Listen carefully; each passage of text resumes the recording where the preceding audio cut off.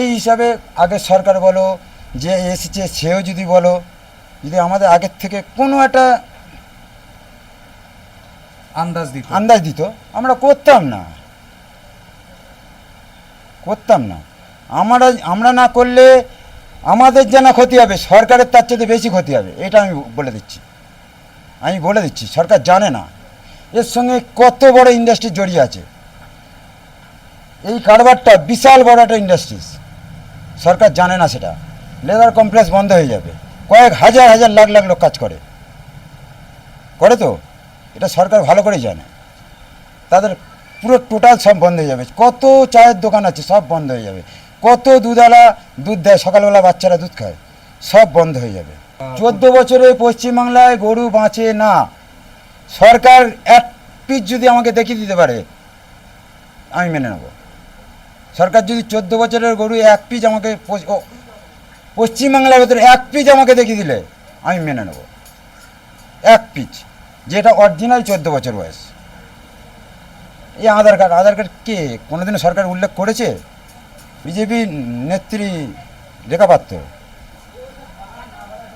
চাচ্ছে তো। আজ পর্যন্ত দেখেছেন কোথাও দেখেছেন? অল ইন্ডিয়া জুড়ে কোথাও দেখেছেন না। তো হঠাৎ বললে আমরা কোথায় পাবো? চিন্তা ভাবনা করুন, পশ্চিমবাংলাকে কী করে আগে নিয়ে যাব। চিন্তা ভাবনাটা এইটা নেই, ফালতু চিন্তা ভাবনা নিয়েছে। এই দুটো এর ভেতরে ঝামেলা সৃষ্টি করে কোনো লাভ নেই। 1950 সালে যেমন করে চলতো দেশ, আজকে 2026-এ তেমন করে দেশ চলে? আপনি তেমন করে চলতে পারবেন? ধুতি এমন করে গুটিয়ে চলতে পারবেন? আমাকে বলুন, চলবে কি দেশ? চলবে না। তাই সে তখনকার আইন এখন চললে চলবে না। আমি হিন্দু ছেলে, আমি এটার ব্যবসা করি, আমরা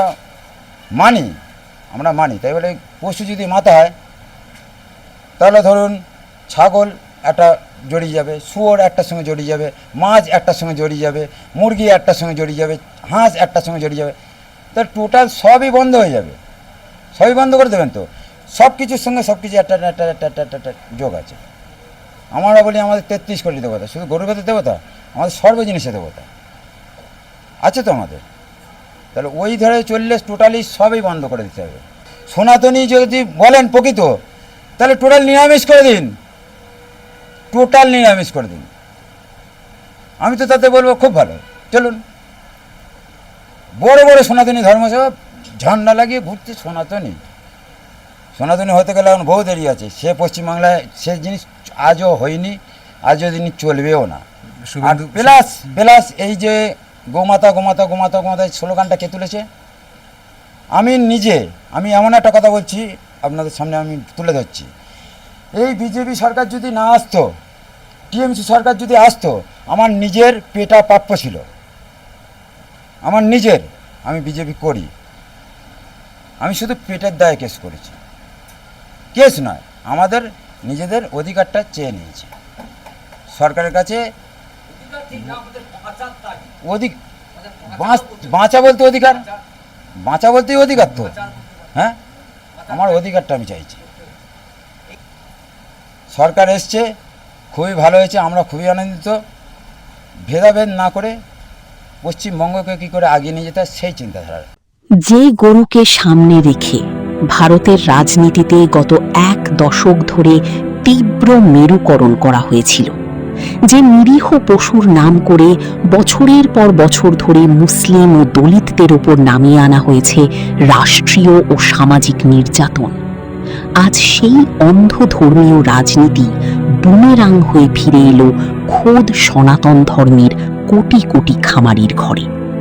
রাজনীতি যখন ধর্মের চশমা পরে মানুষের পেটের ভাত কেড়ে নেয়, তখন তার পরিণতি কতটা ভয়াবহ হতে পারে তার এক জলজ্জান্ত উদাহরণ আজকের ভারত। নির্বাচনী বৈতরণী পার হতে বরাবরই ভারতীয় জনতা পার্টি বা বিজেপির সবচেয়ে বড় অস্ত্র ছিল মুসলিম বিদ্বেষ এবং তার আড়ালে গোরক্ষা।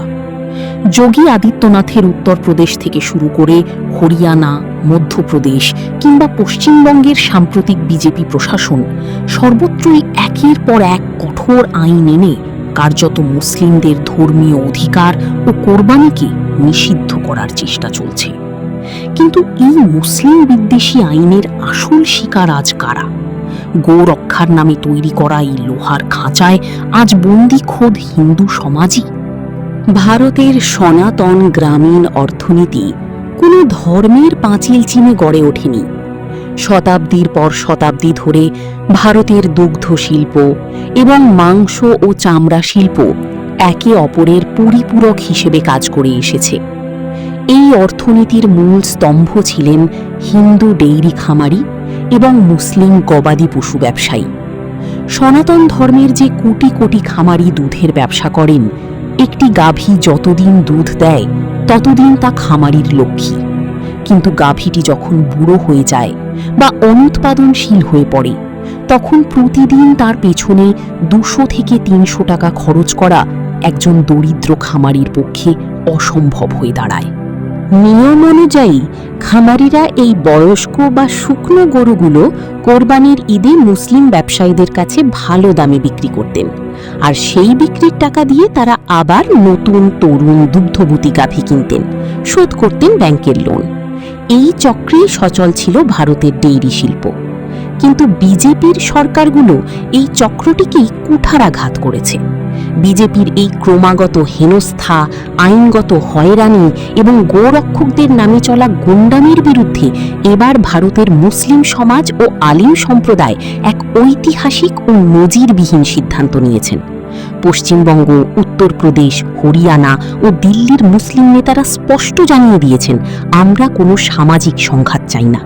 আমরা আইনি জটিলতা বা গোরক্ষকদের উস্কানির মুখে পড়ব না। আমরা সিদ্ধান্ত নিয়েছি, এবার থেকে আমরা গরুর মাংস ছোঁয়া এবং কোরবানি দেওয়া পুরোপুরি বন্ধ করে দিলাম। আমি মুসলমানকে আপিল করছি যে আপনারা প্লিজ গায়ে কুরবানি ছেড়ে দিন, গায়ে মাংস খাবার ছেড়ে দিন। আপনি ছাগল, খাসি, মুরগি, মাছলি, এটা যদি আপনারা গায়ে কুরবানি ছেড়ে দিবেন, গায়ে মাংস ছেড়ে দেবেন, তো সব থেকে বেশি নোকসান হবে, প্রবলেম হবে আমাদের হিন্দু ভাইদের। যে আমাদের হিন্দু ভাই ঘোষ বিরাদরি যা আছে, যাকে যাদব বলা যায় হিন্দিতে, উনি তো গায়ে পালন করেন। যদি সরকার ব্যান করে দেবে তো মুসলমানদের কোনো ক্ষতি হবে না, এই সব ক্ষতি আমাদের হিন্দু ভাইদের হবে। গরুকে আপনি ন্যাশনাল এনিম্যাল করে দিন, কেউ কোনো খরিদ বিক্রি করবে না, কোনো একে স্লাইডিং করবে না, জবিনা করবে না, কোনো মাংস খাবে না, কোনো खरीद बिक्री करবে না। बड़े जानवर से तो हमारे दीगर भाई जो आज ये जोश बता रहे हैं उनके होश ठिकाने लग जाएंगे। तब बोलते हैं बैठक में, हाँ बड़े जानवर में जो रुकावटें पैदा कर रहे हैं उसके खिलाफ। মুসলিমদের এই শান্তিপূর্ণ কিন্তু অর্থনৈতিক বয়কটে কেঁপে উঠেছে ভারতের প্রায় 30,000 কোটি টাকার গবাদি পশুর বাজার।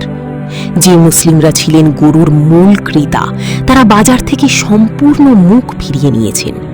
তারা বলছেন, আমরা ছাগল বা ভেড়া কোরবানি দেব, কিন্তু কোনোভাবেই বিজেপির পাতা ফাঁদে পা দেব না। আর এর ফলেই তৈরি হয়েছে এক নজিরবিহীন সংকট। মুসলিমরা গরু কেনা বন্ধ করায় আজ উত্তরপ্রদেশ থেকে বাংলা সর্বত্র হিন্দু খামারিদের গোয়ালঘর এখন ঋণের কান্নায় ভারী। যে বুড়ো গরু বিক্রি করে খামারিরা সংসার চালাতেন, আজ ক্রেতার অভাবে সেই গরুকে খাওয়াতে গিয়ে তারা দেউলিয়া হয়ে যাচ্ছেন। খরচ বাঁচাতে নিরুপায় হয়ে লাখ লাখ হিন্দু খামারি তাদের গরুকে রাতে অন্ধকারে রাস্তায় ছেড়ে দিচ্ছেন। বিজেপি কি আমরা ভোট দিয়ে আমরা তো ঠকছি, এখন আমাদের পেটে তো লাথি মারছে। ওদের খাওয়ানোর পয়সা দেবে, আমাদের দেখাশোনা করার পয়সা দেবে, তাহলে গোমাতাকে সেই 14 বছর বয়স পর্যন্ত আমরা রেখে দিতে পারবো। আমার 5 লাখ টাকা লোন নেওয়া, সব মহিলারা এসছে আমার বাড়িতে, এসে বলছে লোন শোধ করো। আমি কি করে করব? চলো আমার বাড়িতে কি অবস্থা, আমি কি করব আমি ভেবে পাচ্ছি না। না বেচকেনা নেই, ভয় কিনছে না, কেউ পুলিশ ধরবে বলে ভয় করছে, কেউ কিনছে না। আবার চাষিরও অসুবিধা হয়েছে। জীবনের মধ্যে সবারই আছে, না কি নাই?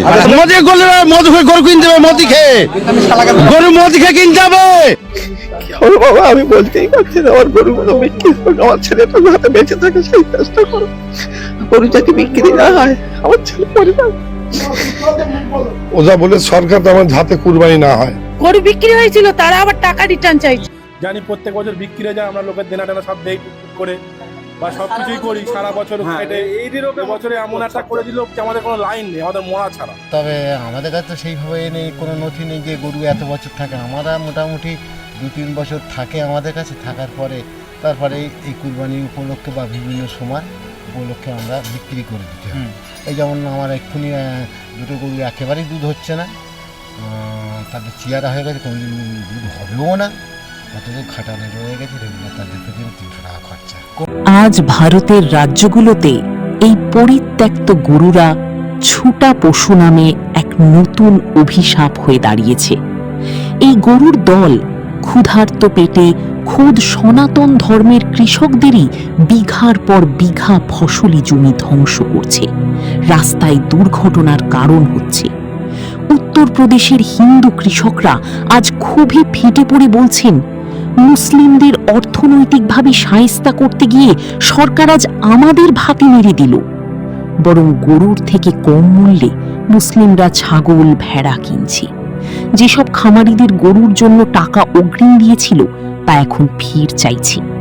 মানসিক কষ্ট ও ঋণ পরিশোধের দুশ্চিন্তায় তারা বিজেপি সরকার তথা শুভেন্দুর বিরুদ্ধে মিছিল পর্যন্ত করেছে। এই সরকারটা কি সরকার এলো আমাদের কাছে? মানুষকে মেরে ফেলে দেবে মানে তো ওরা তো মানে আমাদের যত এই ব্যবসাদার আছে প্রত্যেকের মরতে হবে আগে, আর আমরা দাঁত দানা খারাপ করবো তুলেছি। এই জন্য বিক্রেতার টাকা তারা ছেড়ে দেবে আমাদের। 14 বছর গরু মানে বুড়ো গরু, খাটাতে যা গরু থাকে 5 বছর 6 বছর 7 বছর 4 বছর বয়স। ওজা বলে সরকার তো আমার হাতে কুরবানি না হয়, আমরা যে ব্যবসা করি বছর বছর করে থাকি, তোমরা গরু পরিষ্কার করে ফেলো, তাহলে আমরা গরুটা বেচার সুযোগ পাই। আর এই যে কুরবানির উপরেই আমরা তো ব্যবসা হয়, এই ব্যবসা কোনোদিন চলে না। কিন্তু কুরবানিটা বন্ধ করা মানে ব্যবসাটা বন্ধ। আমি চাই কুরবানির এবারটা হোক, সিস্টেম বেঁধে দেয়, সিস্টেম অনুযায়ী কুরবানিটা হোক। পরের বারে না হয় আমরা কুরবানির জন্য আমরা বেদির ব্যবসা করবো না, গরু পুষবো না, অন্য কিছু করে খাবো। গরুগুলো কোনা মানে এনজিওতে যে কোনো বিভিন্ন এনজিওতে লোন নিয়ে লেবার পরে আমাদের সে লোন আমরা কোনো শোধ করতে পারিনি। এই আমরা প্রতি বছরের সিস্টেম যেটা এই এলাকাটা চলে, ঠিক ঈদের 1 সপ্তাহ পরে তাদেরকে পেমেন্ট দেওয়া হয়, কিন্তু তারা এবার বাই প্রেশার করছে, আমাদের টাকা দেন, আমাদের টাকা দেন। তারপরে এই জিনিসগুলো এদের তো না খাইয়েও রাখতে পারিনি, দোকানদার কোনো ভুসি দিচ্ছে না। কিন্তু এই মুহূর্তে আমরা কি করব? এদেরকে ছেড়ে দিতে পারবো না। পুরো আপনি মাঠটা ক্যামেরাটা ঘুরে দেখেন, শুধু চাষ। যদি একটা গরু কারো ফসল খায় সেখানে আমার জরিমানা দিতে হবে। ব্যাপারটা হচ্ছে মুসলিমদেরকে টাইট দিতে গিয়ে হিন্দু ভাইরাও আছে ক্ষতিগ্রস্ত হচ্ছে। যে গরুগুলো আসে জবা করার জন্য বিজেপি সরকার যেভাবে দমন পীড়ন করছে প্রশাসনকে কাজে লাগিয়ে, এতে ক্ষতিগ্রস্ত সেটা শুধু মুসলমানরা হচ্ছে না, বিজনেস যার 70% কিন্তু কন্ট্রোল করতো আমার হিন্দু সমাজের ভাইরা, তারা এখানে আক্রান্ত হচ্ছে। কেন্দ্র করে কোথাও সরকারকে যাতে ডিফেম করা যায়, কোনো একটা মানে স্বার্থান্বেষী গোষ্ঠী ফিল্ডে নেমে পড়েছে। আমি এর বাইরে আর কিচ্ছু দেখতে পাচ্ছি না, কারণ সরকার বলেনি যে তুমি গরু বিক্রি করো, বন্ধ করে দাও। এই যে আলোচনাগুলো আসছে এর মধ্যে আমি কিন্তু ফাউল প্লের গন্ধ পাচ্ছি। অর্থাৎ সরকার যা আছে, কিচ্ছু তো পারলাম না, এত ভোটে জিতলো, এবারে ডিফেম করো, হিন্দুদের মধ্যে হিন্দু কনসেপ্টটা তুলে হিন্দুত্ব বিরোধী একটা ইয়ে করে দেওয়ার চেষ্টা করো, সফল হবে না। অনেক বায়না দিয়ে রেখে গেছে, তারা ভয়তে টাকা মানে ফেরত নিতে আসে না, গরু নিতে আসে না, এরকমই অবস্থা। বলছে দাদা যদি তোমার ভালো লাগে তুমি আমাদের টাকাটা ফিরিয়ে দিও। সুদের টাকা তো সব, আমাদের ঘরের টাকা আর কত, হয়তো 2-10 লাখ টাকা হতে পারে, সব তো ভুসির দোকানে বাকি, খড়ের দোকানে বাকি, আমাদের তেড়ে তেড়ে বেড়াচ্ছে। যারা গরু 14 বছর বাঁচে কি সেটা জানে না, তুমি 14 বছর গরু নিলে কুরবানি হবে না, অর্ডার দিল, কোনো খদ্দের কেউ আসে।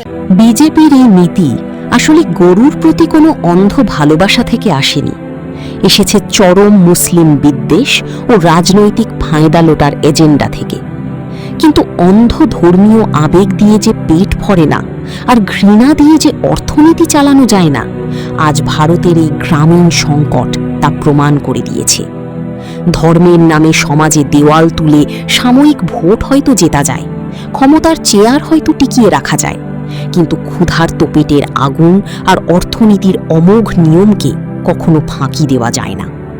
বিজেপি সরকার মুসলিমদের আঘাত করতে গিয়ে আজ ভারতের কোটি কোটি প্রান্তিক হিন্দু খামারিকে সম্পূর্ণ সর্বশান্ত ও দেউলিয়া করে দিল। ভারতের এই চলমান ঐতিহাসিক সংকট আজ সারা বিশ্বকে একটাই শিক্ষা দেয়, ঘৃণা কখনো কোনো দেশের প্রগতি বা অর্থনীতি সচল রাখতে পারে না। বিশেষ প্রতিবেদন, বাংলার গেজেট।